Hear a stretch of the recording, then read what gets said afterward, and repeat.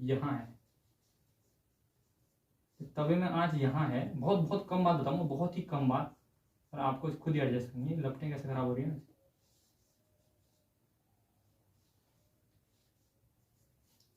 तवे में जब आंच यहाँ है तो गौरव सिंह जी और चमन सिंह जी बताओ, तवा गर्म सबसे ज्यादा कहाँ होगा? जहाँ पर आंच है। बिल्कुल सही बात है, यहाँ पर तवा गर्म होगा। क्या यहाँ गर्म नहीं होगा? होगा कुछ समय। बिल्कुल होगा। तो मैं मान सकता हूँ अगर यहाँ पर E है एनर्जी, तो यहाँ पर E प्लस डी मान सकता हूँ। देख लो, दिमाग लगा के देखो। तो मतलब ये पूरा एक एनर्जेटिक डिस्ट्रीब्यूशन है, पूरा एक एनर्जेटिक डिस्ट्रीब्यूशन है। बात समझ आ रही? ठीक है। अगर मुझे बताओ कि यहाँ की एनर्जी E है इस पॉइंट की, और यहाँ की एनर्जी E प्लस डी है, तो इसके बीच का गैप कितना है? डी है। इसका मतलब ये पूरा एनर्जी गैप जो है डी एनर्जी लेवल है, डी एनर्जी गैप है, एनर्जी गैप है। बस समझ। अब मैंने क्या कहा, ये पूरे तवे की जो है आज खत्म करना है, रोटी सी जाएगी तवे में।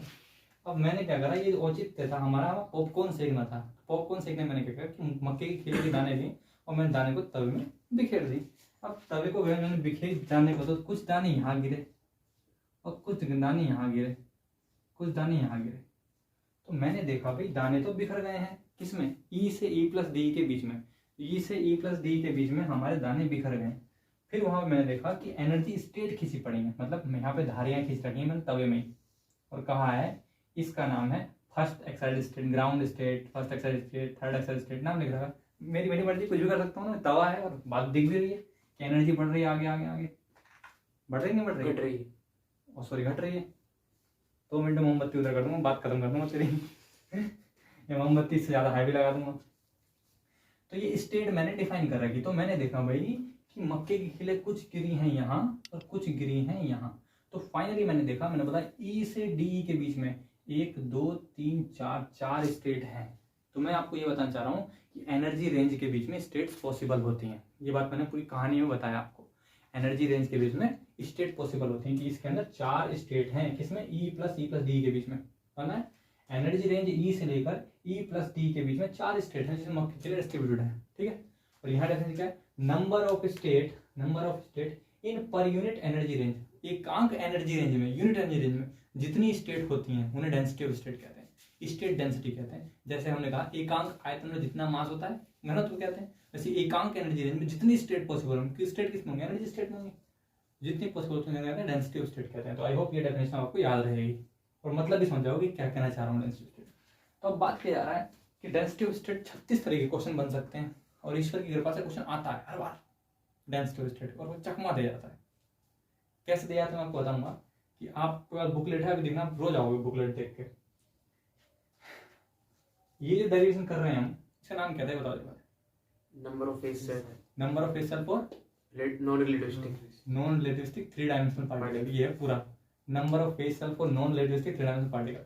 अगर यही क्वेश्चन डेंसिटी ऑफ स्टेट के लिए आता तो आएगा calculate the density of state for the 3 dimensional non relativistic particle, ऐसा आएगा। उसके लिए बोलेगा ग्राफ प्लॉट करो, और यही क्वेश्चन दे रखा है। देखो नीचे ग्राफ क्वेश्चन दिख रहा है, नीचे ग्राफ क्वेश्चन दिख रहा होगा, ये ग्राफ क्वेश्चन यही है। समझने में तो एक ट्रिक बताऊंगा, सारे ग्राफ खत्म हो जाएंगे, समझ लो। समझ आ गया? ग्राफ ही आते हैं, ग्राफ आते हैं, ग्राफ पावर ऐसे पूछता है। क्या पूछा है? नंबर पे 10 सुन लो पहले, क्या पूछेगा? Calculate the density of state for the 3 dimensional non relativistic particle. पूछ क्या कह सकता है? 1 dimensional relativistic particle, 2 dimensional non relativistic particle, particle non relativistic, कुछ भी हो सकता है ना। तो अब इसे मिटा के हम इसको जरा फेस सेल में रूपांतरित करते हैं। तो ये चीज मैं मिटा देता हूँ, और जरा मुझे ये देखकर बताओ कितना था, ये बताओ जरा, ये कितना है ना? E की पावर 1/2 इंटू डी, ठीक। ये फॉर्मूला आपको याद आ गया, ठीक है, ये याद रखना है। और मैं से डेंसिटी ऑफ स्टेट निकालना चाह रहा हूँ, मिटा रहा हूँ, याद रखना dn/dy होता है। तो मिटाने का फिर तुम्हें खराब हो जाएगा तुम्हारा।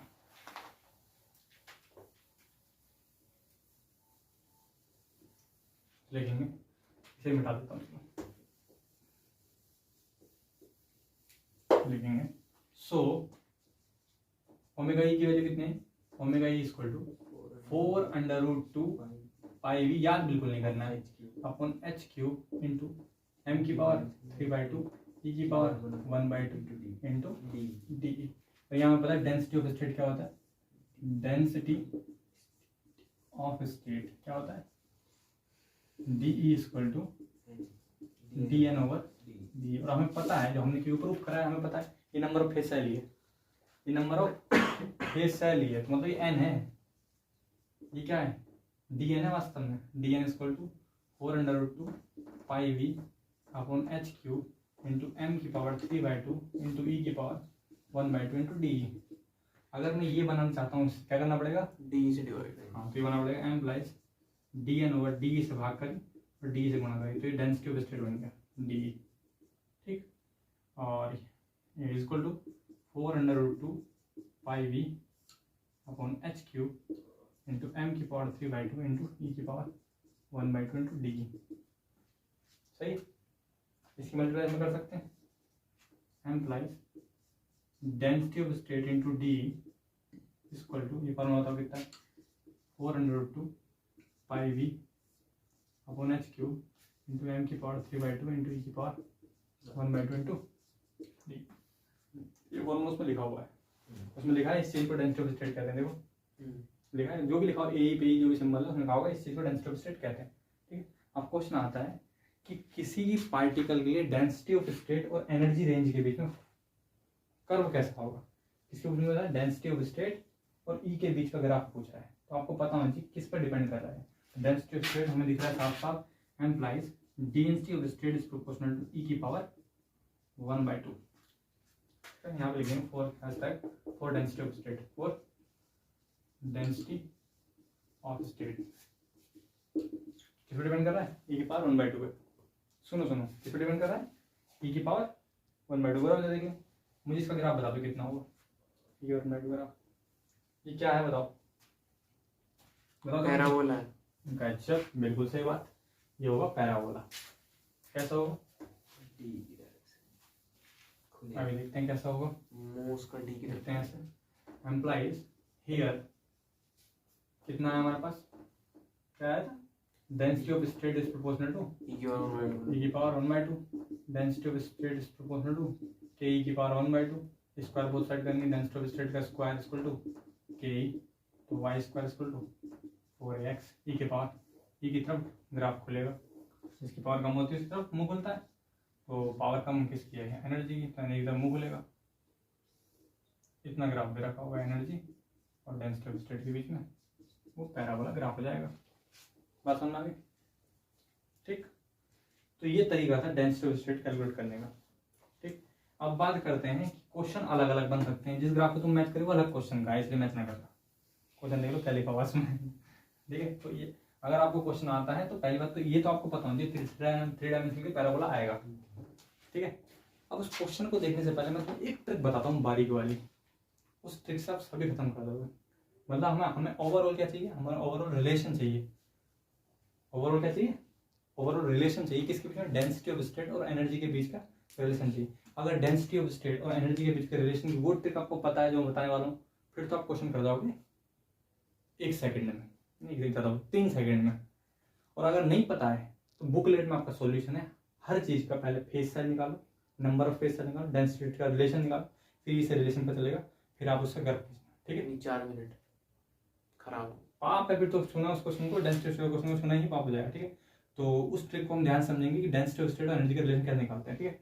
Hashtag trick for TRIC, trick for density of state, density of state.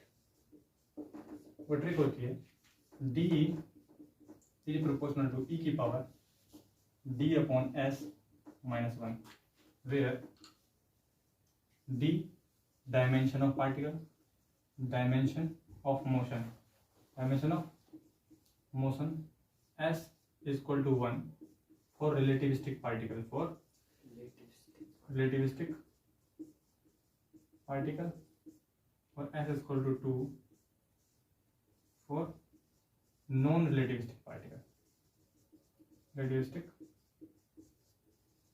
particle, ठीक।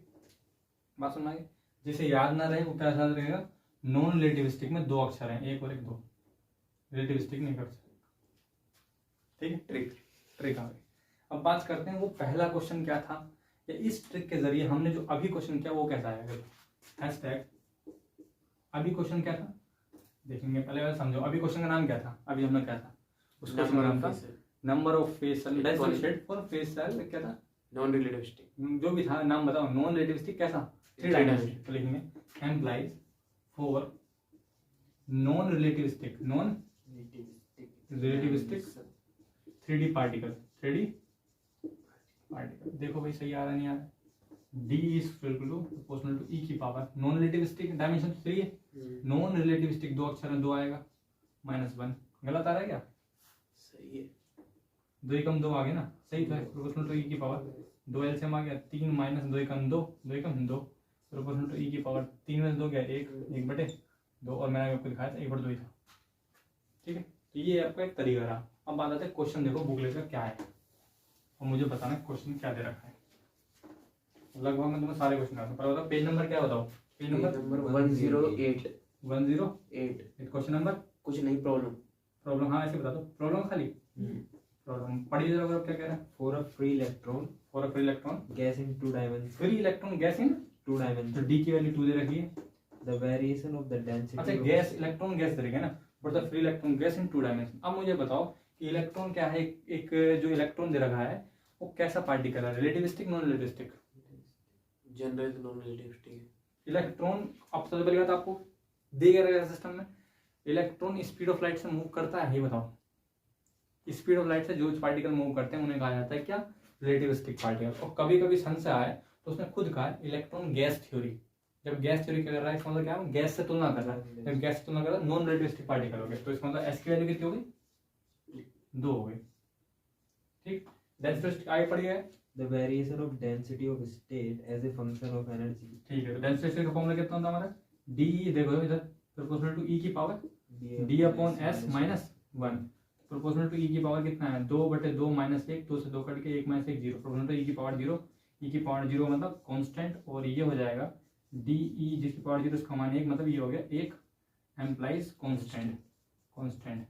इसका मतलब ग्राफ में जो है वो ग्राफ कुछ इस प्रकार बनेगा कि इसमें जो पैरामीटर नहीं है, ई नहीं है, तो ई के पैरेलल खींचेगी लाइन। इसे ई मान लो, इसे डेंसिटी ऑफ स्टेट मान लो, तो इसके पैरेलल खींचेगी, व्हाटएवर जो ऑप्शन होगा ग्राफ का।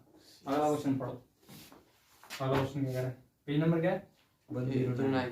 पेज है 109। क्वेश्चन क्या है, The energy of dependence. Problem 2 है, 2 मान लेते हैं ना, जैसे प्रॉब्लम 1 मान तो प्रॉब्लम 2। हाँ बताओ, The energy of dependence of the density of state for a 2 dimension. 2 dimension, D की वैल्यू कितनी हो गई, 2. 2 आगे, Non-relativistic. नॉन रिलेटिविस्टिक तो मतलब एस की वैल्यू कितनी हो गई, 2। is given by. क्या है, सेम ही होगी क्या, ना ना लगा. Question ही लगे. क्वेश्चन अलग आंसर तो 0 आएगा। सॉल्व क्या करूँ इसे, तो अगला बोलो, क्वेश्चन नंबर 3. पेज सेम है 109। 109. प्रॉब्लम कितनी 3 है, In a classical microcanonical वो सब ensemble डराने वाली बात है, आगे की बात बोल मेन में ना। for a system of n interacting N particle है, आगे बोल, आगे बोल। the fundamental volume in phase space अरे यार वॉल्यूम पूछा, वॉल्यूम कितना होता है, एच क्यूब टाइप। अभी मैंने बताया था फेस पे वॉल्यूम कितना, कितने पार्टिकल हैं, एन, एन से मल्टीप्लाई कर देंगे, पावर की पावर क्या होती है, गुणा होती है, 3n आंसर है। आगे बोलो, पेज सेम है 109। क्वेश्चन कितना है, प्रॉब्लम 4 है। आगे बोल, for energy state E of photon gas photon gas, photon बोल तो रिलेटिविस्टिक पार्टिकल, इसकी वैल्यू 1। बात समझ आ रही है, आगे बोलो। the density of a state is proportional to photon क्या क्या बोल, सूत्र बोल। for energy state of E photon gas photon gas है यार, गैस कभी कहीं भी जा सकती है, 3 डायमेंशन है, डी की वैल्यू 3 यहाँ। डेंसिटी ऑफ स्टेट पूछ रहा है, इधर देखो पे कितना होता है, ई की पावर डी अपॉन एस होता है ना, D upon S minus 1 proportional to E की पावर डी कितना है 3, डायमेंशन 3 हो गया, एस की वैल्यू कितनी है 1 माइनस 1 ई की पावर 3 में से क्या 2। आंसर मैच करिए, सही है तो ठीक है। और देखो ना सोल्व भी कर रखा है गंदी तरीके से। ड्राइव लग रहा देखने। आगे बोल, आगे बोल, खत्म हो गया, खत्म हो गया, ठीक है। तो I hope density of state question नहीं चपरेगा, तो ये ट्रिक जरूर पढ़े।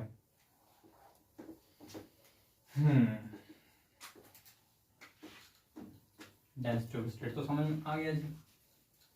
हम बात करते हैं, हम अलग अलग सिस्टम के लिए एक दो सिस्टम और डील करता हूँ, जिनके तुम्हें नंबर ऑफ फेज सेल निकालना सिखाता हूँ, तुम्हें नंबर ऑफ फेज सेल निकालना सिखाता हूँ, ठीक है। देखो hashtag number of phase cell, number of phase cell for यार एक चीज मेरे मन में है, अभी बताता हूँ मैं। One dimensional linear harmonic oscillator, linear harmonic oscillator. एक चीज मेरे मन में है जो बताना चाहता हूँ, और वो बिल्कुल सही बात है। एक गलती हो गई, वो चीज आपको नोटिस करनी है। यहाँ वर्ड में सेल ये वाला लिख रहा हूँ, और ये सेल होता है KLMN वाला, मतलब राउंड शेप में। ये सब जब भी आप सेल बोलेंगे तो स्फेरिकल, जो सेल बोलेंगे ना, ये सेल, मैं आपको मरी बताता हूँ, ये सेल का जो एस है ये स्फेयर को डिनोट कर रहा होता है। क्या डिनोट कर रहा होता है? स्फेयर। और ये सेल का जो सी है ये क्यूब को डिनोट कर रहा होता है। यही कारण है कि सॉलिड स्टेट में जब भी हम सेल लिखते हैं तो ये लिखते हैं सेल, और यहाँ भी हमारा फेस सेल ये वाला सेल है। तो याद रखेंगे, वो शायद प्रोनाउंसिएशन या पढ़ाने की डीपनेस में जाते हुए मैं ये लिख रहा था इतनी देर से, तो मेरे को अभी अचानक मेंशन ध्यान में आया, तो मैंने यहाँ सही लिखा है। तो आप सी डबल सेल रहे हैं, और मैं जानता हूँ आपको ये वाला लॉजिक नहीं पता होगा। एस से स्फेयर को डिनोट करता है, सी से क्यूब को डिनोट करता है, याद रखें। सी डबल सेल है, ठीक है, फेस सेल में सी डबल सेल है। ओके, हाँ, तो number of phase cell for the one dimensional linear harmonic oscillator, इधर देखेंगे। उसमें नहीं, यहाँ मैं बुक से अलग ही चल रहा हूँ, तुम्हारी बुकलेट से अलग, और तुमने ये भी नहीं देखा मैं 1.5 घंटे से पढ़ा रहा हूँ, तो बुकलेट में एक ही पर्चा पढ़ता है, मतलब कि अलग ही चीज़ पढ़ा रहा हूँ। बस ये कि उसके जरिए तुम क्वेश्चन कर सकते हो। तो वन डायमेंशनल आपका है और लीनियर हार्मोनिक ऑसिलेटर है, तो हम क्या करेंगे, एक रिजिड सपोर्ट बनाएंगे और इसमें स्प्रिंग लगाएंगे, और यहाँ पर इसे वाइब्रेट करेंगे। क्या बोल रहे हो? अभी मैकेनिक्स पढ़ी है, अच्छे से बता दूंगा, कुछ बता दो, कुछ बताओ कि टोटल एनर्जी ई कैसे लिखी जाएगी? काइनेटिक एनर्जी प्लस, बिल्कुल सही बात। बताओ काइनेटिक एनर्जी कितनी होती है? ये पढ़ दो, की x square plus potential energy कितनी होती है? P x square upon 2m। Momentum की डायरेक्शन में है ना, देख सकते हैं सर। तो 1 इक्वल टू की एक्स स्क्वायर अपॉन 2e लिख सकते हैं sir, plus p x square upon 2m। अब लिख तो सकते हैं, ऐसे लिख सकते हैं, एक equal to x square upon 2e upon k का whole square plus p x square upon 2me का होल स्क्वायर। एम्प्लाइज ऐसे लिख सकते हैं, x square upon 2e upon k का whole square plus p x square upon 2me का whole square equal to 1 लिख सकते हैं। Comparing with implies, comparing with किससे कंपेयर करेंगे? बताओ किससे हो रहा है compare? Elliptical equation, ellipse equation, ellipse equation करो। ये क्या होती है ellipse equation? X square upon a square plus y square upon b square equal to 1। एक बड़ा सुंदर क्वेश्चन मैंने अपने गुरुजी से पूछा था जब हमारे जमाने में फेस सेल पढ़ाया गया था। इसका तो खुजाने की बहुत जरूरत थी यार मुझे अपने जमाने में। मैंने गुरुजी जब हम इसकी तुलना करते हैं कहीं ना कहीं जब हम इसकी तुलना करते हैं तो आप देखते हैं कि इसकी इससे करते हैं, इसकी इससे करते हैं, और ये दोनों परपेंडिकुलर एक्सिस हैं, और जबकि ये इसी के अलोंग मोमेंटम का कंपोनेंट है, तो ये इसके परपेंडिकुलर तो हो नहीं सकता, तो हम इसके कंपेयर नहीं कर सकते। इसका मतलब गलत है कुछ, ये मैंने क्लेम कर दिया था, बहुत शानदार। गुरुजी ने तो उस समय कोई उत्तर नहीं दिया, बोले उल्टी सीधे तुलना नहीं करनी चाहिए, ये उत्तर था, उल्टी सीधी तुलना नहीं करनी चाहिए। किसी की तुलना कैसे कर रहे हैं? इसका सही आंसर सही मायने में आप दे हैं, लिवोइडी थ्योरम है, जो अगर कुछ लोग 30 तारीख को भाग रहे हैं, वरना मैं आपको क्लासिकल मैकेनिक्स तुलना करवा के बताता कि आगे की जो एडवांस क्लासिकल मैकेनिक्स बची हुई है वहाँ पे लिवोइडी थ्योरम भी आती है, जो बताती है कि कैसे मोमेंटम स्पेस में एक पॉइंट दोनों को डिनोट नहीं कर सकता। अगर मैं शांत शब्दों में, हल्के शब्दों में बताऊं तुलना करके, तो मैं आपको ये बताऊंगा कि जब मैंने आपको फेज स्पेस पढ़ाया था तो मैंने आपको बताया था इंडिविजुअली कि आप इसे कभी भी कंबाइन रूप में नहीं महसूस कर सकते।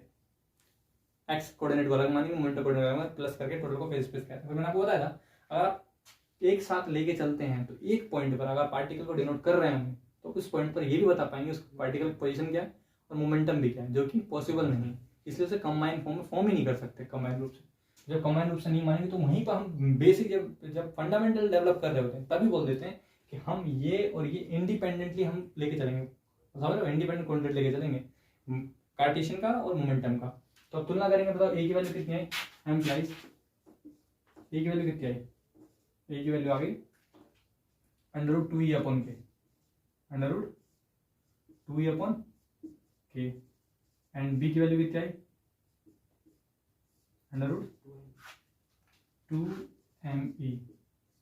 सो ellipse will be ellipse will be, बताओ इलिप्स कैसा होगा?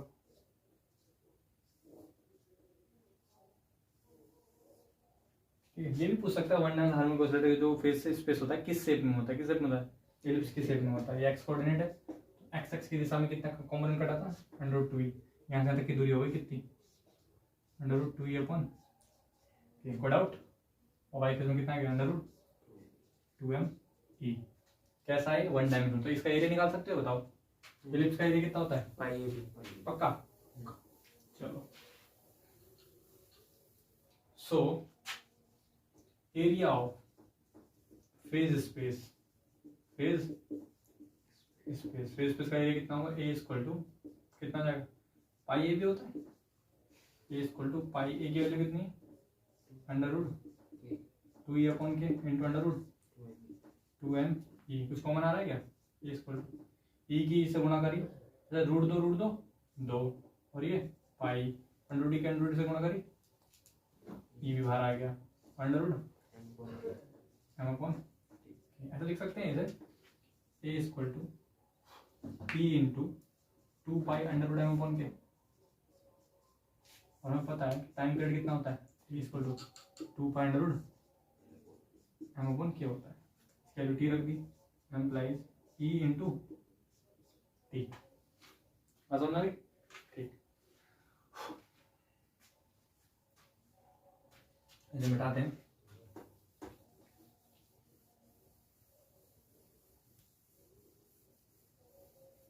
So, for number of phase cell, for number of phase cell क्या करेंगे?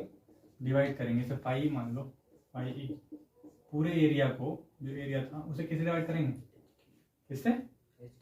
H cube. कितने डायमेंशन है? 1D, तो सिर्फ एच से डिवाइड करेंगे। 3D में एच क्यूब आता है, मैं जितने डी उतने एच। समझ पा रहे हो? क्योंकि निकल पा रहे हो, बताओ है तो बोलिए। कब कहा मैंने बोलियो? एरिया चल रहा है, अब क्या बोलोगे? एरिया 2D होता है। 2D का जो तुम्हारा 2D है ना, उसका एक एक हमेशा 1 है, मतलब है तो एक्स कॉम्पोनेंट का लो, 1D चल रहा है सिस्टम पूरा। वैल्यू रखो कितना है? पाई इक्वल टू एरिया कितना है? E T, E into T upon H. ठीक है, इसके मल्टीप्लाई इसमें करें, कितना है? Pi E into H equal to E into T. T को भी ले आए नीचे, pi E into H upon T ले आए नीचे equal to E. 1 upon T को न्यू कहते हैं, frequency. E into H nu equal to E, where phi क्या है? Phi equal to 0, 1, 2, 3 dot dot dot. एक तरीके का नंबर है, क्या है नंबर? तो हम कह सकते हैं implies E equal to NH nu, ये एनर्जी स्टेट होती है। ठीक है, तो ये एक तरीका था जिसके तरीके मैंने आपको बताया कि नंबर ऑफ फेस सेल क्या होते हैं। तो ये जो आया phi number of phase cell तो है, नंबर ऑफ फेस सेल निकालने का तरीका आ गया। तो इक्वल टू NH न्यू फॉर्मूले से अगर आपको निकालना है वन डायमेंशनल हार्मोनिक ऑसिलेटर की एनर्जी स्टेट, तो आप यहाँ से n को निकाल सकते हैं, E अपॉन एच न्यू, कोई वन डायमेंशनल की स्टेट होगी। ठीक, तो इस तरीके से हमने ये चीज़ समझी। अब आगे हमें जो इसके बाद पढ़ना है, वो हमें पढ़ना है स्टैटिक्स के बारे में, कि स्टैटिक्स में पार्टिकल को डिवाइड कैसे किया जाता है। पार्टिकल को डिवाइड करने के लिए स्टैटिक्स आती है, इसमें फर्मी ड्राग स्टैटिक्स या बोस-आइंस्टाइन स्टैटिक्स क्या होते हैं, मुझे पार्टीशन फंक्शन भी पढ़ाना है। ठीक है, तो उससे पहले मैं पार्टीशन फंक्शन पहले आपको बोल्ट्जमैन डिस्ट्रीब्यूशन लॉ पढ़ाता हूँ, और बोल्ट्जमैन डिस्ट्रीब्यूशन लॉ में भी मैं प्रूफ कर दूंगा तो ज़्यादा मजा आएगा। ठीक, तो प्रूफ करने में आप पूरा पूरा सहयोग दें, वरना खत्म है।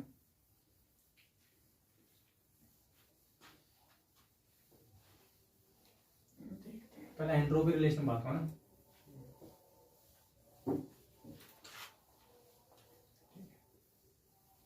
लेकिन hashtag statistical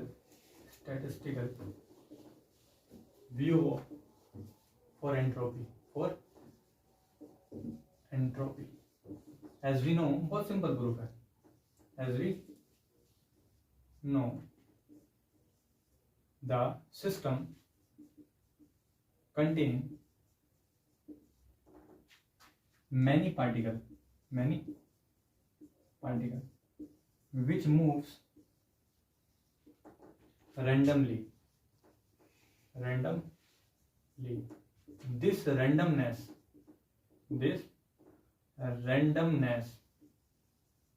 is measured in terms of entropy, in terms of entropy, or we can say the measurement of the randomness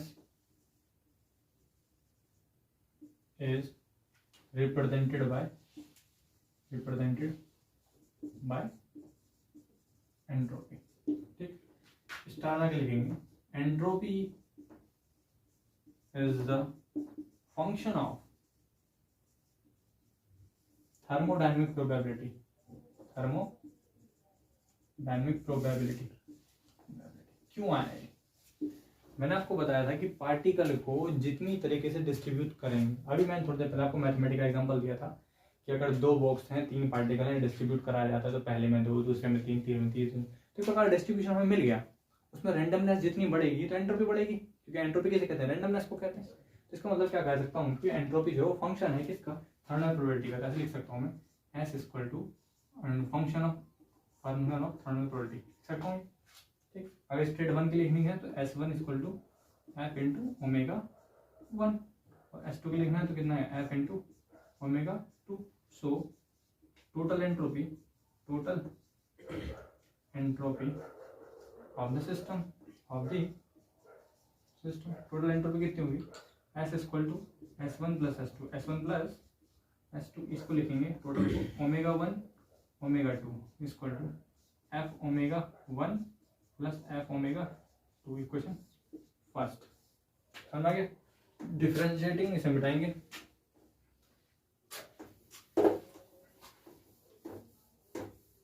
ठीक, मिट करो भाई डिफरेंशिएट। देखिए implies differentiating RENTIA differentiating equation first with respect to omega 1। ये partially है, ऐसा है partially. बताओ भाई डिफरेंशिएट करेंगे क्या आएगा? इसको ओमेगा 1 के रेस्पेक्ट में पार्शियल डिफरेंशिएट करेंगे तो ओमेगा 2 कांस्टेंट होगा उसके लिए, तो वो बाहर आ जाएगा ओमेगा 2, और f का डिफरेंशिएशन हो गया ओमेगा 1 ओमेगा 2। ध्यान से देखो कैलकुलेशन बिल्कुल भारी नहीं है। ठीक, किसके रेस्पेक्ट में कर रहा है? ओमेगा 1 के रेस्पेक्ट में कर रहा है, तो ओमेगा 1 वाला बचेगा और ओमेगा 2 वाला खत्म हो जाएगा।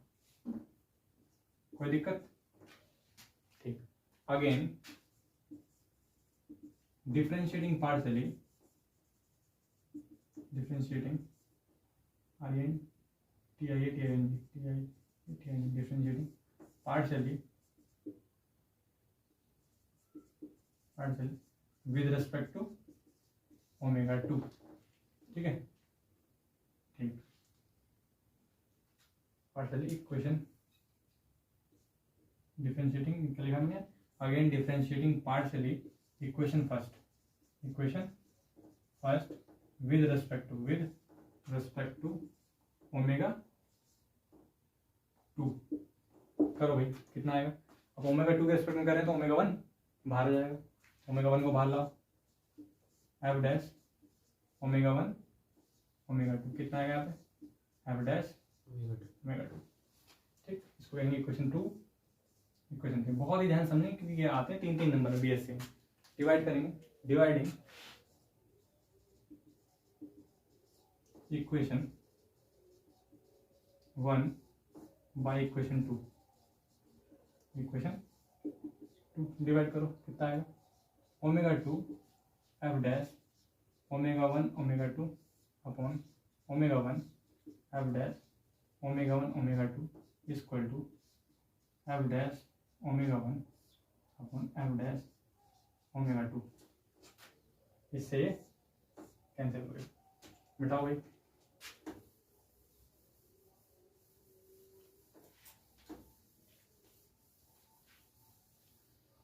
कितना होता है बताओ?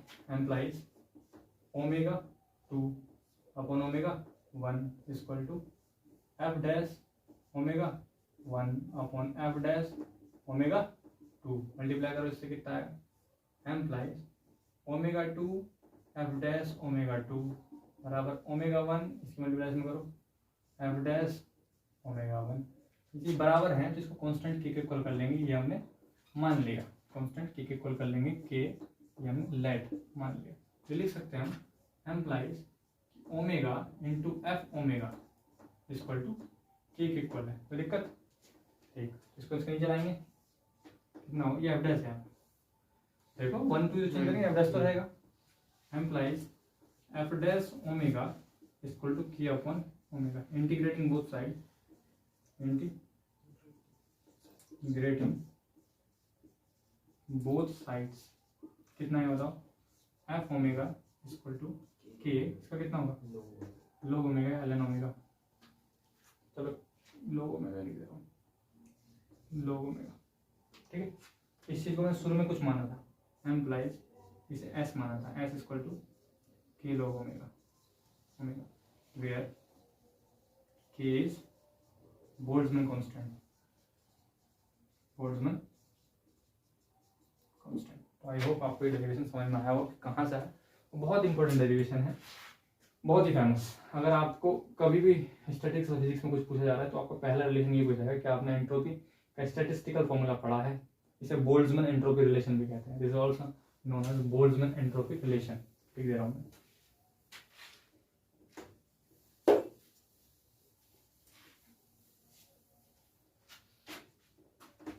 इसे लिख देता हूँ, लिखेंगे एम्प्लाइज कितना है, एम्प्लाइज एस इक्वल टू के log omega, this relation, this beautiful relation is known as Boltzmann canonical relation, oh sorry, Boltzmann entropy formula, Boltzmann entropy formula, entropy formula कहलाता है, बोल्ट्जमैन एंट्रोपी फॉर्मूला, ठीक है। ठीक, I hope समझ में आ गया होगा। गौरव जी इंक डालिए मार्कर में, फिर मैं आपको एनसेम्बल बताता हूँ क्या होते हैं, इनमें से ही कभी कभी 1-2 क्वेश्चन बन जाते हैं। वैसे मुझे एनसेम्बल पहले बताना चाहिए था क्योंकि एनसेम्बल का ही पार्ट था, पर कोई दिक्कत नहीं।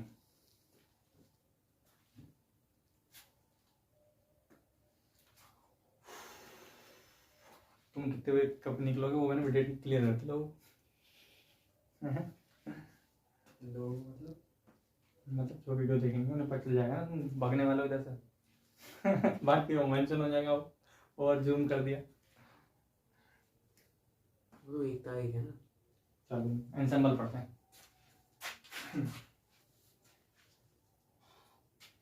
एंसेम्बल लाओ जी, इंक डालो, दूसरी बोतल में तैयार था इनकी, वो यूज कर लो।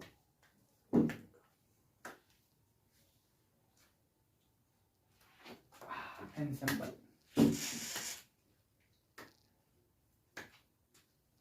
लाओ मार्क कर दो, तो एंड डालेंगे हैशटैग एनसेम्बल, एनसेम्बल्स, बहुत ही सुंदर चीज है, बहुत ही कम लोगों को समझ में आती है। आपको भी जहाँ भी पढ़ेंगे आपको कम ही समझ में आई होगी और यहाँ भी कोशिश कम की करी जाएगी, पर थोड़ी सी ज़्यादा समझ में आ जाएगी। एनसेम्बल कहते हैं किसे?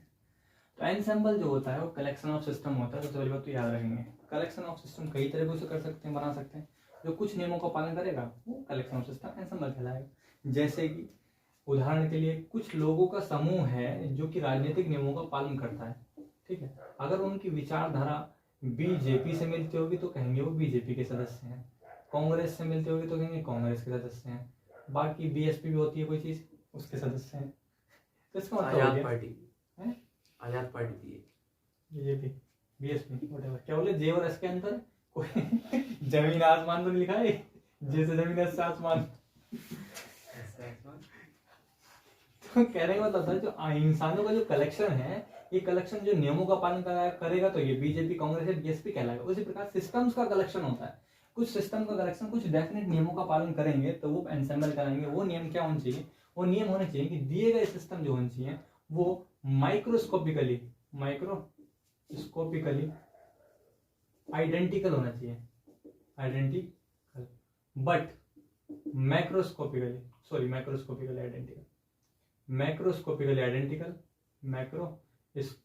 Identical but microscopically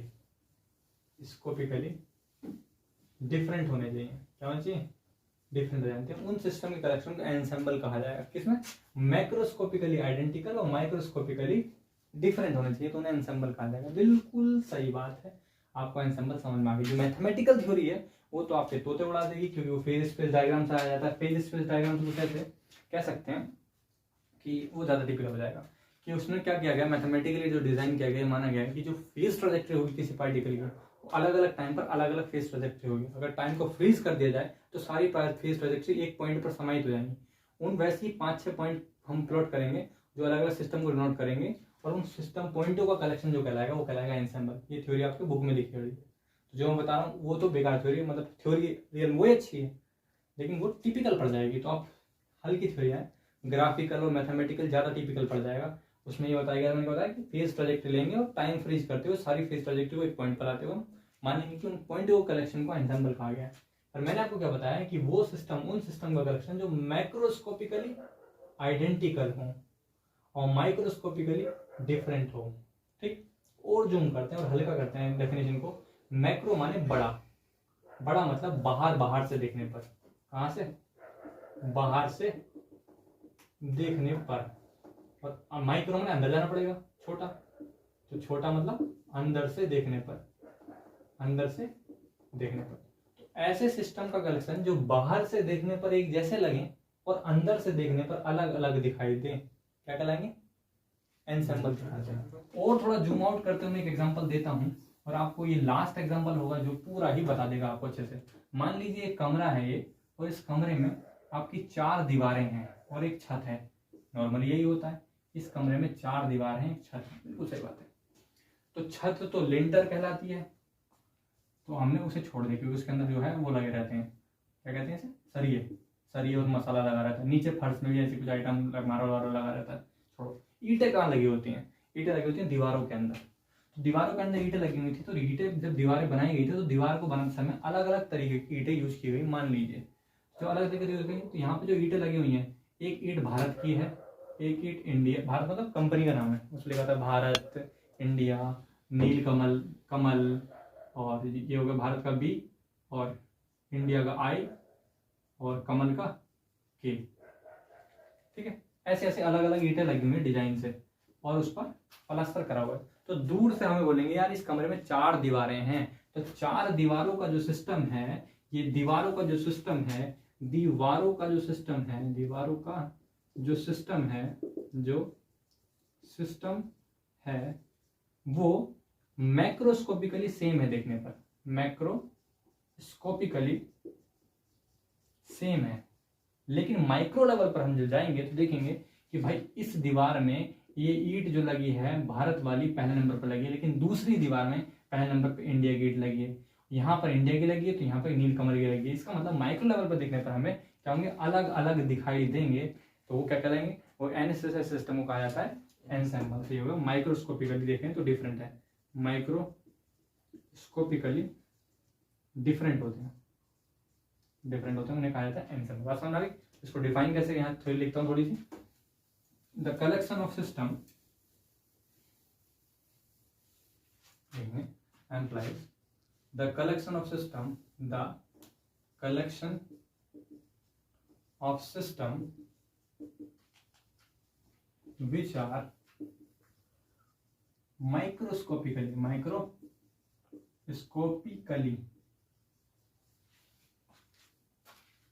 different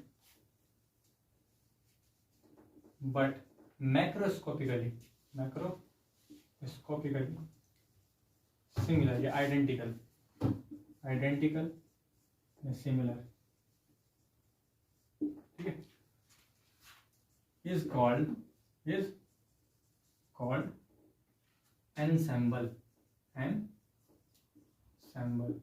It is of 3 type. अब देखो पहला टाइप तुम्हारी नोटबुक में कौन सा लिखा है, पढ़ो। एनसेम्बल में पहला टाइप कौन सा है?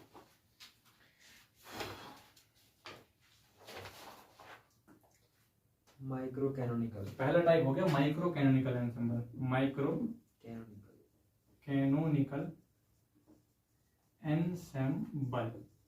ठीक, दूसरे का नाम क्या है? कैनोनिकल। दूसरे का नाम हो गया कैनोनिकल एनसेम्बल, बिल्कुल सही बात। तीसरे का नाम क्या है? Grand canonical. Grand canonical, grand canonical ensemble. तो ये एनसेम्बल तो बात सही है, अब इन्हें डिफरेंट नाम क्यों हो गया? क्योंकि इसमें ईवीएन रूल होता है। आप देखें तो ध्यान से, ईवीएन लिखा हो दिखे कहीं कहीं, इसमें होता है टीवीएन, होता है टीवी न्यू, टीवी न्यू। बात समझ आ रही? ये क्या कहने जा रहे हैं? एक माइक्रो कैनिकल एनसेम्बल उन्हें कहा जाता है जिनमें सिस्टम्स जो होते हैं उन सिस्टम्स के बीच में एनर्जी जो है कांस्टेंट रहे, वॉल्यूम जो है सिस्टम का कांस्टेंट रहे और नंबर ऑफ पार्टिकल जो है कांस्टेंट रहे, तो उन्हें कहा जाएगा क्या? माइक्रो कैनिकल। तो एक एक का डिफाइन करते हैं और तब मैं आपको बताता हूँ कि कैसी कैसी वॉल्स लेनी है, क्योंकि ये चीज कभी कभी पूछ लेता है बीएचयू जैसे एग्जाम्स में। हेडिंग डालेंगे hashtag micro canonical, micro canonical ensemble. यहाँ मैंने ट्रिक बताई आपको, क्या? EVN। In which type of ensemble, type of ensemble the total energy, total energy, volume and number of particle, and number of particle of each individual system remain constant is called micro canonical ensemble, micro canonical ensemble. To make this type of system we use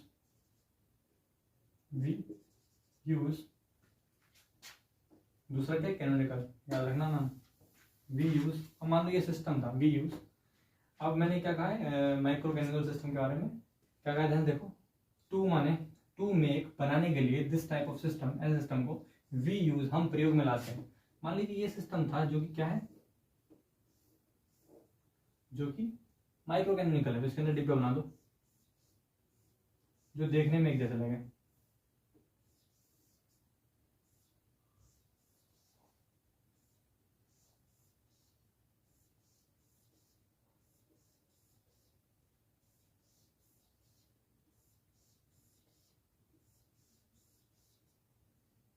ठीक है, अब ईवीएन को नियत रखना है, ईवीएन को नियत रखना है, तो इसके अंदर जो पार्टिकल होंगे, नंबर ऑफ पार्टिकल, और इसके अंदर जो नंबर ऑफ पार्टिकल होंगे, मुझे नहीं पता कितने होंगे, पर वो नियत रहे जितने भी होते हैं।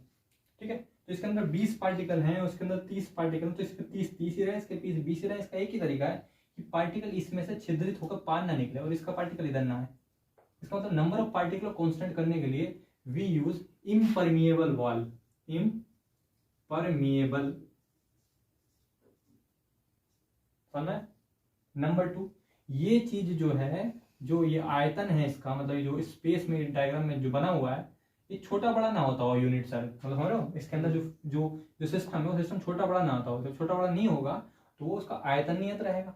और छोटा बड़ा कब नहीं होगा? जब ये वॉल रिजिड होंगी, ये मतलब कठोर होंगी। तो इसका मतलब क्या होगा? इम्परमिएबल, रिजिड, दो तरीके पर होनी चाहिए। एंड एनर्जी को कांस्टेंट करने के लिए क्या चीज लेनी चाहिए? देखो पहला पैरामीटर क्या कांस्टेंट लिया है, इम्परमिएबल, रिजिड और नॉन कंडक्टिंग। अगर ये नॉन कंडक्टिंग होंगी तो क्या होगा? अगर ये नॉन कंडक्टिंग होंगी तो इसका टेम्परेचर इसमें रहेगा, इसका टेम्परेचर इसमें रहेगा, और टेम्परेचर संबंध एनर्जी से होता है, तो यहाँ चाहिए। And non conducting wall, non conducting wall. तो कभी कभी पूछता क्या है, पूछता है ग्रांड कैनोनिकल एंसेंबल में दीवारें कैसे यूज करी जाती हैं, ऑप्शन दे रखा होता है। तो याद रखेंगे ईवीएन का देखो लॉजिक समझो, एनर्जी नॉन कंडक्टिंग वॉल ले लिया, वॉल्यूम कांस्टेंट रखना है तो रिजिड वॉल ले ली, नंबर ऑफ पार्टिकल्स रखना है तो इम्परमिएबल वॉल ले लिया। ठीक है, दूसरे का नाम क्या था? दूसरे सिस्टम का नाम कैनोनिकल एंसेंबल। ठीक है, दूसरे का नाम था कैनोनिकल एंसेंबल, कैनोनिकल एंसेंबल। इसमें क्या बताना? EVN, TVN, T, V, N, ये ट्रिक याद रखनी है आपको। In which type of ensemble the total energy नहीं आएगा the temperature TM PREA temperature, volume and the number of particles of each individual system remain constant is called canonical ensemble. To make this type of system we use, अब इनके बारे में जानना है, use करने हैं ऐसे, टेम्परेचर कांस्टेंट रहे। टेम्परेचर कब कांस्टेंट रह सकता है? जब वॉल कंडक्टिंग हो। कैसे? मान लीजिए आपका यहाँ पर घर है जिसका तापमान 100 डिग्री सेल्सियस है, बहुत टेम्परेचर है। हमारा घर यहाँ पर है, इसका टेम्परेचर 70 डिग्री सेल्सियस है, और हम बोल रहे हैं टेम्परेचर सब में नियत रखना है, ओवरऑल नियत रखना है। जब टेम्परेचर को नियत रखना है तो क्या करना पड़ेगा हमें यहाँ से टेम्परेचर यहाँ जाना चाहिए, यहाँ से टेम्परेचर यहाँ जाना चाहिए, और वो तब जाएगा जब वॉल कंडक्टिंग होगी। तो वी यूज कंडक्टिंग वॉल्यूम को नियत रखना है rigid and number of particle को नियत रखना है नॉन इम्परमिएबल वॉल्स। कोई डाउट? बोलो कोई डाउट नहीं? ठीक। दूसरा क्या है? तीसरा क्या है? ग्रांड कैनोनिकल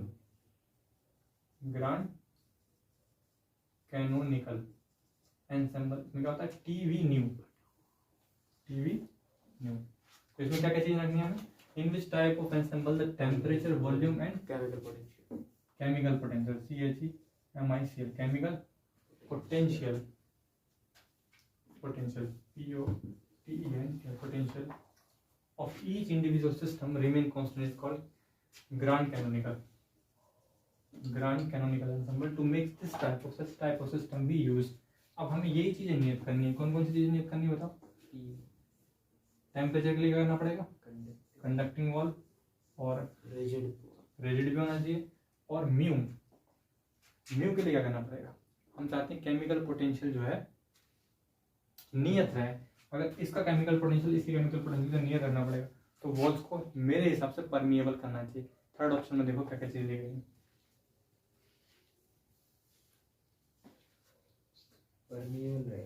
कैसे लिए? परमिएबल लिए। ठीक। अब बात करते हैं केमिकल पोटेंशियल रिलेटेड किससे होता है, समझेंगे। केमिकल पोटेंशियल किसे कहते हैं? समझो क्या हुआ? पेनिट्रेबल का मतलब यही हुआ ना। मैं कुछ और लिख रहा हूँ, इम्परमिएबल वही होता है पेनिट्रेबल। ये जो होता है पेनिट्रेबल मतलब पार निकल रहा है, पेनिट्रेबल मतलब परमिएबल, और इम्पेनिट्रेबल मतलब इम्परमिएबल, ठीक है। तो लास्ट वाले में क्या लिया उन्होंने? पेनिट्रेबल लिया, मतलब परमिएबल लिया। तो अगर आपको परमिएबल समझ में नहीं आ रहा है, परमिएबल से मैग्नेटिक वर्ड भी लग रहा है परमिएबिलिटी जैसा, तो आप पेनिट्रेबल लिखे क्या लेंगे? पेनिट्रेबल लेंगे। तो आप अपने जो नोट्स बना रहे हो तो वहाँ पे ये लें, इम्पेनिट्रेबल पेनिट्रेबल वर्ड लें। समझ में तो आ गया वो किसके लिए यूज कर रहे हैं। ठीक। अब बात करते हैं केमिकल पोटेंशियल पेनिट्रेबल से कैसे रेगुलेट हो रहा है, ये बात और मैं समझा दूँ, समझेंगे। इधर देखेंगे, मान लीजिए यहाँ पर आपका कोई गाढ़ा पदार्थ है या कोई सल्फ्यूरिक एसिड है हाई कंसेंट्रेशन का, H2SO4, ठीक है, H2SO4 ऑफ हाई कंसेंट्रेशन, और यहाँ पे जो सल्फ्यूरिक एसिड है वो लो कंसेंट्रेशन है, H2SO4, ठीक है। यहाँ पे है लो कंसेंट्रेशन, यहाँ पे हाई कंसेंट्रेशन। जब हाई कंसेंट्रेशन होगा इसका वोल्टेज देने पर जब आपका पोटेंशियल क्रिएट होगा H++SO4 double minus, thermodynamic potential उसे कहते हैं, केमिकल पोटेंशियल उसे कहते हैं। जब कभी किसी सॉल्यूशन को इलेक्ट्रोलाइट द्वारा विघटित किया जाता है, आयोनाइज किया जाता है, तो किसी रोड पर जो पोटेंशियल आता है उसे केमिकल पोटेंशियल कहा जाता है। तो पढ़ा तो होगा तुमने इलेक्ट्रोकेमिकल सीरीज, वहीं पे तो आता है केमिकल पोटेंशियल। अब इसकी कंसंट्रेशन को मुझसे रेगुलेट करना है, तो यहाँ से जब तक इसका गाढ़ापन तब तक रेगुलेट नहीं होगा, जब यहाँ का लो कंसंट्रेशन मटेरियल इसमें ना जाए और इसका हाई नहीं करना है, तभी तो रेगुलेट होगा क्लोरीन आने के लिए। तो ऐसे के लिए हमें मॉलिक्यूल्स को दाएं बाएं जाना पड़ेगा, तो मॉलिक्यूल को करने के लिए हमें पेनिट्रेबल वॉल देना चाहिए। कैसे लेना चाहिए? आई होप आप क्या एनसेम्बल समझ में आया होगा, एनसेम्बल थ्योरी। इनकी मेन थीम समझ में ये मेन जो याद करके वो ये है EVN, TVN, TV न्यू, फिर बाकी जुगाड़ से पूरी थ्योरी लिख सकते हैं। EVN, TVN, TV न्यू, और शुरू में आता है कौन सा कहना? कैनोनिकल, माइक्रो कैनोनिकल और ग्रैंड कैनोनिकल एनसेम्बल। ठीक, तो एनसेम्बल आपको समझ में आ गया, मान करते हैं। अब हम पढ़ेंगे बोल्ट्जमैन प्रोबेबिलिटी डिस्ट्रीब्यूशन फंक्शन, और उसका डेरिवेशन मैं आपको करवाऊंगा, देखते हैं आपको कितना समझ में आता है। ठीक, hashtag Boltzmann probability probability distribution okay.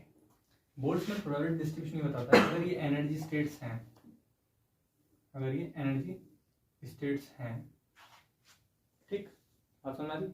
अगर ये एनर्जी स्टेट हैं तो किस एनर्जी स्टेट में ये E1 है, E2 है, E3 है, E4 है, E5 है, ऐसी डॉट डॉट डॉट कर EI मान लिया। कितने नंबर ऑफ पार्टिकल होंगे? N1, N2, N3, N4, Ni। इसका मतलब ये बताता है किसी एनर्जी स्टेट में कितने नंबर ऑफ पार्टिकल होंगे, उसे बोल्ट्जमैन प्रोबेबिलिटी डिस्ट्रीब्यूशन फंक्शन के द्वारा बताया जाता है। दिस फंक्शन या दिस फॉर्मूला explain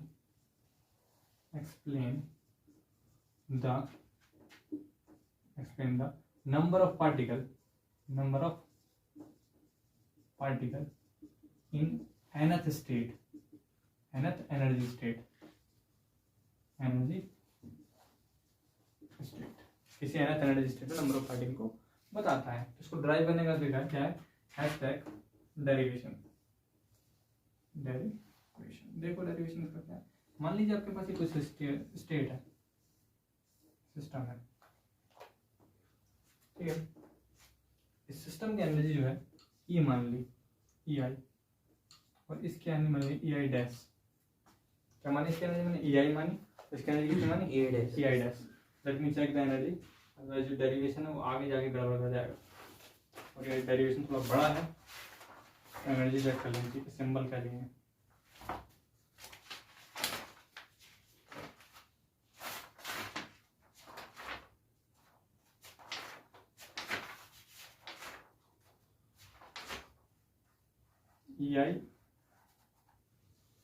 EI है, E डैश है।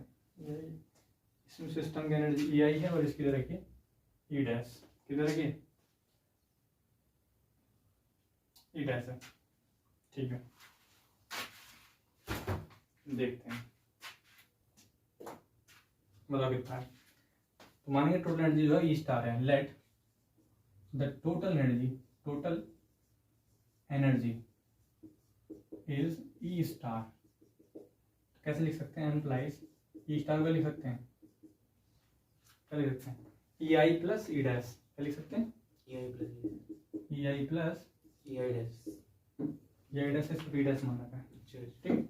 तो यहाँ से EI का मान निकालेंगे, कितना आएगा?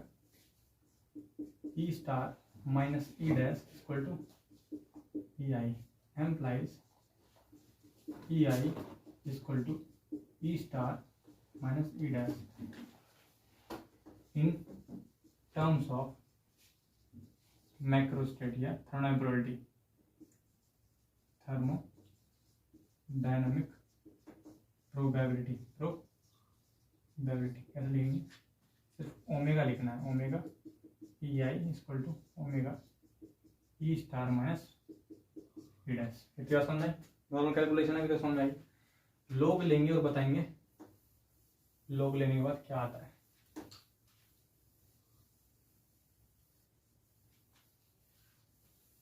एक चीज और देखना, मैंने कैलकुलेशन में आगे जाकर दिक्कत ना आ जाए।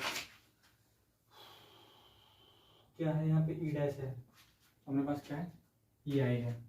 इन्होंने इस टाइप का फंक्शन माना है। ये जो है E डैश की वैल्यू निकालो यहाँ से। किस वैल्यू निकालो? E डैश की वैल्यू कितनी आएगी बताओ? इस चीज को बदला, माइनस EI बराबर E डैश। डेरिवेशन के लिए वही चीज है, काफी सारी टर्म्स याद करनी पड़ती है। E dash equal to E star minus EI, E star minus EI। तो आप E डैश की वैल्यू निकालो, जो किसकी वैल्यू थी? सराउंडिंग की एंट्रोपी, सराउंडिंग की एनर्जी थी, तो आपको E डैश निकालना है। थर्मोडायनामिक में कैसे लिखेंगे? Omega E dash equal to omega E star minus EI, ठीक। इतनी चीज है। इसमें से अगर एक भी टर्म गलती हो जाए फिर गलत हो जाएगा। इससे बड़े जो है हम उसे सही से लेके चले। क्या समझ आ गई? इसे क्वेश्चन फर्स्ट मानेंगे। क्या मानेंगे? इक्वेशन फर्स्ट लिखेंगे यहाँ पे हैशटैग लेट वी हैव। हमारे पास एक टर्म है, मान लीजिए इसी का लोग रूप है, मतलब कैसे? लोग omega E star minus EI है। डेरिवेशन को कोई भूमिका नहीं है, बस आप समझ लें कि जो BSc के स्टूडेंट उन्हें प्रूफ करना है, और जो जैम वाले स्टूडेंट है उन्हें पता उनसे कहाँ से है, इसे हम प्रूफ करें। तो अगर हम इसे इस फंक्शन को माने log ओमेगा माइनस ई स्टार माइनस ई आई, तो इसको एक्सप्लेन करेंगे तो किसका फंक्शन के रूप में एक्सप्लेन होगा, तो इसके लिए हम यूज करेंगे टेलर सीरीज एक्सपेंशन। क्या यूज करेंगे? Taylor series expansion. इसे नहीं मिटा, चलो ठीक। तो इसको हम एक्सपेंड करेंगे, expanding this function with the help of Taylor series expansion.